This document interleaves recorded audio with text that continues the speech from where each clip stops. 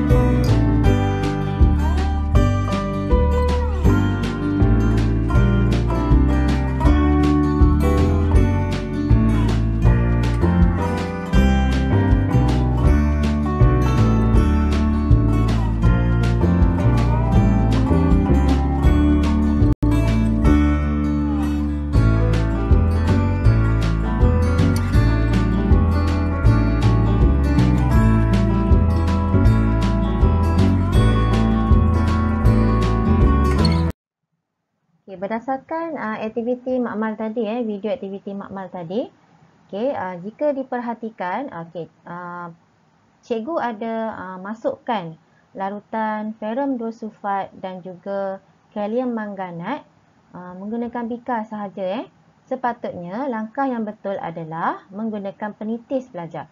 Sebab cikgu nak cepat, jadi cikgu guna bika. So pelajar tak boleh buat macam tu. Sepatutnya gunakan penitis untuk masukkan larutan ferrum 2 sulfat ke dalam lengan X dan kalium manganat 7 berasid ke lengan Y. Berdasarkan aktiviti tadi dan berdasarkan video tadi, kita boleh perhatikan untuk jadual pemerhatian dan juga keputusan. Untuk larutan ferrum 2 sulfat, kita tahu larutan asalnya berwarna hijau, hijau cair. Selepas 30 minit atau lebih, larutan tadi bertukar menjadi perak. Jadi inference di sini, kita boleh tulis ion ferrum 2, ion ferrum 2 telah dioksidakan kepada ion ferrum 3.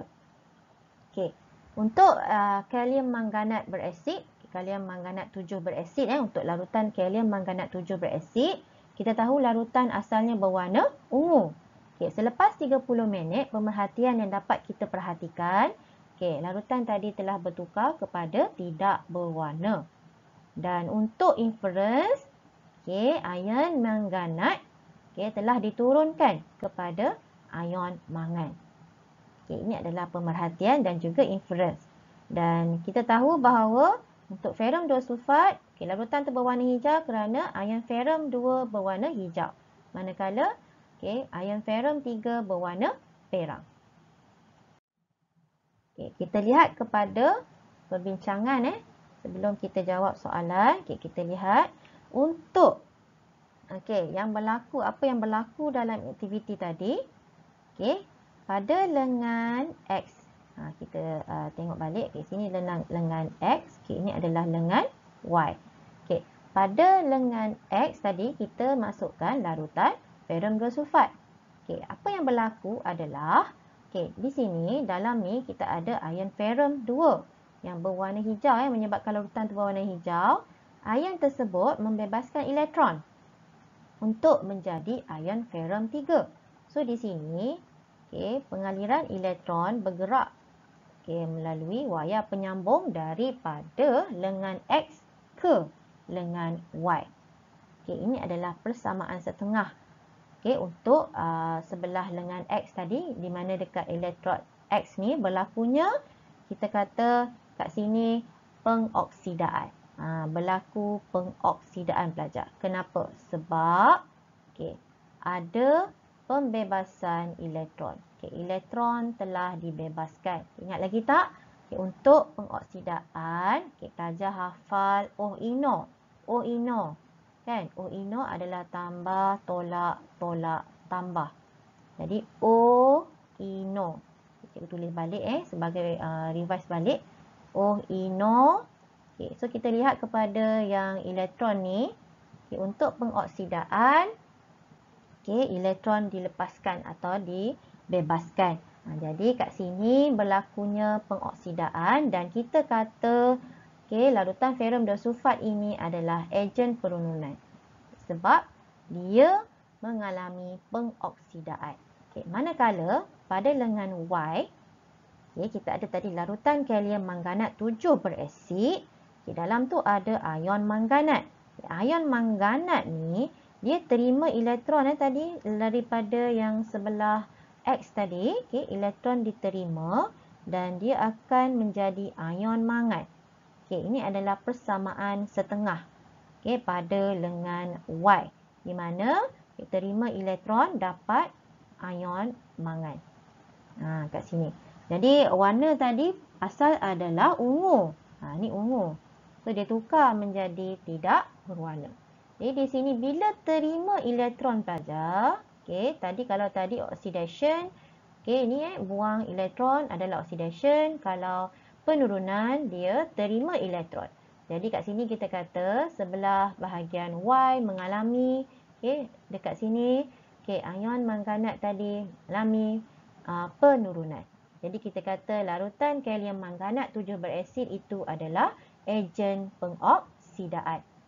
Okey, apa pula fungsi asid sulfurik? Okay, kenapa kita nak letakkan asid sulfurik dulu sebelum kita letakkan kedua-dua larutan ferrum bersulfat dan kalium manganat? Okay, kerana fungsi asid sulfurik ni adalah membenarkan ion-ion mengalir melaluinya. Dan kita nak bagi litar tu lengkap. Okay, ion-ion mengalir tadi nak bagi imbang cas lah. Cas tadi balance. Okay, jadi function dia ialah membenarkan ion mengalir dan kita nak pastikan litar tu lengkap. Jadi sebelah X tadi sebenarnya adalah terminal negatif lah. Okay, negatif bermaksud dia bebaskan elektron. Okay, manakala Y adalah terminal positif. Dan tindak balas pengoksidaan berlaku sebelah X dan juga tindak balas penurunan berlaku di sebelah Y. Okay, yang kita kata tadi pemindahan elektron pada suatu jarak, inilah jaraknya pelajar. Jarak antara sini ke sini. Okey, kita lihat seterusnya. Okay, bagaimana nak tulis persamaan untuk kedua-dua tindak balas tadi pengoksidaan dan juga penurunan. Okay, kita lihat kepada yang pertama untuk larutan ferrum 2 sulfat. Okay. Kita tahu iaitu warna larutan ferrum 2 sulfat adalah hijau. Hijau. Okay, dia akan bertukar kepada perang. Okay, ferrum 3 positif perang. Jadi di sini untuk menulis persamaan seimbang, kita tambahkan elektron pada bahagian cas positif. Okay, di sini jumlah cas adalah positif 2. Okay, manakala sebelah sini pula jumlah cas adalah 3. 3 tadi. Jadi kita perlu balancekan, kita tambah elektron. Okay, tambah elektron supaya kedua-duanya menjadi positif 2 lah. Okay, jadi persamaan di sini kita tambahkan di sini. Sebab sini positif 2. Okay, manakala sini adalah positif 3. Nak bagi balance, tambah elektron jadi tolak 1. So total kat sini akan jadi positif 2 juga. Ia punya jumlah cas. Okay, manakala untuk larutan kalium manganat, kita tahu ion manganat ni adalah warna ungu. Dan dalam keadaan berasid, kita sediakan dalam keadaan berasid kita ada ion hidrogen. Dan hasilnya nanti kita akan dapat larutan yang tidak berwarna adalah daripada kehadiran ion mangan. Jadi untuk seimbangkan, kita balancekan dulu bilangan atom unsur. Bilangan atom unsur. Cuba perhatikan. Untuk mangan ada 1. Ada 1. Untuk oksigen ada berapa? Ada 4. Satu kita ada mangan, oksigen dengan hidrogen. So oksigen ada 4. Sebelah sini tadi hidrogen sepatutnya tak ada apa-apa kat depan. So kita letak 4 kat sini. Untuk bagi balancekan oksigen ni 4. Kemudian hidrogen ada berapa? Asal tak ada apa-apa kan? Tak ada apa-apa, nombor kat depan ada 1. Tapi kat sini kita ada 2, dah darab dengan 4 jadi 8. Kenapa? Sebab kita dah letak 4 kat depan ni untuk balancekan oksigen. Jadi hidrogen jadi 8. That's why kita letak 8 kat depan. Lepas kita balancekan bilangan atom unsur, kena kira total cas sebelah bahan dan juga hasil pelajar.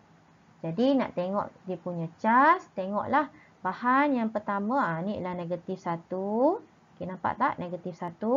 Yang ni pula 8 darab positif adalah positif 8. Totalkan awak akan dapat positif 7. Manakala sebelah hasil pula, mangan tadi positif 2. Yang ni hidrogen tak ada apa-apa cas. Tak ada apa cas, kita kata kosong lah. So total adalah positif 2. Jadi balance ke tak balance jumlah cas? 7 dengan 2 tak balance pelajar. Bila tak balance, kita kena tambahkan elektron. Dekat mana nak tambahkan elektron? Pada yang positif yang lebih banyak lah. Sebab elektron kan negatif. Kita kena kurangkan yang sebelah sini pelajar. Okey, ini 2, ini 7. So, nak kurangkan sebanyak berapa? Kena 5 kan? So, kita letak tambah 5 di sebelah sini. Sebab 7, yang ni 5 negatif. Kan? So, tolak 5, dia akan dapat 2. That's why yang 5 ni letak di depan elektron. Tambah 5 elektron. So, jumlah charge sudah balance. Okey. Tadi adalah persamaan setengah. Okey, untuk menulis persamaan keseluruhan, iaitu persamaan ion, kita kata keseluruhan daripada setengah persamaan oxidation, dan setengah persamaan reduction tadi, penurunan tadi. Di mana kita lihat balik, ini yang asal, ini yang asal persamaan setengah yang kita dapat daripada tadi untuk pengoksidaan. Manakala yang ini pula yang kita dapat setengah persamaan untuk penurunan. Langkah pertama pelajar, untuk kedua-dua setengah persamaan pengoksidaan dan juga penurunan ni, pelajar perlu jumlahkan, tambahkan bahan dengan bahan, tambah semua. Dapat apa? Dapat hasil dengan hasil. Sebelum tambahkan, sebelum kita tambahkan, kita kena samakan bilangan elektron saja. Samakan bilangan elektron. Jadi di sini asal, cuba lihat asal, 1 elektron, yang ni 5 elektron. Jadi bagaimana nak samakan? Kita kena samakan jumlah. Jumlah elektron ni, bilangan elektron ni mesti sama, kedua-dua. Jadi sini 5, sini 1. So darab je yang ini dengan 5 pelajar. Kita kena darab semua. Semua persamaan ni letak 5 kat depan. 5 Fe2, 5 Fe3. Yang ni pun akan jadi 5 elektron. Kenapa? Sebab kita perlu samakan bilangan elektron. Jadi akan jadi 5, 5, 5. Kemudian tambahkan tadi keseluruhan. Salin balik. Semua sekali bahan. Salin balik semua sekali hasil. Kemudian kita boleh crosskan elektron yang sama tadi. Kita nak hapuskan, kita nak balancekan, kita boleh crosskan yang 5 elektron, 5 elektron. So, hasilnya adalah persamaan ion. Yang tinggal lah salin balik. Apa yang tinggal lepas kita crosskan elektron. So, inilah persamaan setengah, persamaan ion keseluruhan. Yang tadi persamaan setengah. Ini adalah persamaan ion keseluruhan pelajar. Ini adalah contoh-contoh ejen pengoksidaan dan juga penurunan. Kita boleh lihat. Ada banyak contoh. Kita ada contoh ejen pengoksidaan iaitu kalium manganat. Tadi adalah satu contoh ejen pengoksidaan kerana mengalami penurunan. Dia mengalami reduction. Yang ni mengalami reduction. So, semua ni kita kata ejen pengoksidaan. Contoh kita ada selain pada kalium manganat 7, kita ada kalium dikromat 7 berasid, air klorin, air bromin, ferum 3 klorida, hidrogen peroksida berasid. Manakala sini semua adalah persamaan setengah untuk tidak balas penurunan tadi. Tidak balas penurunan tetapi ini adalah ejen pengoksidaan.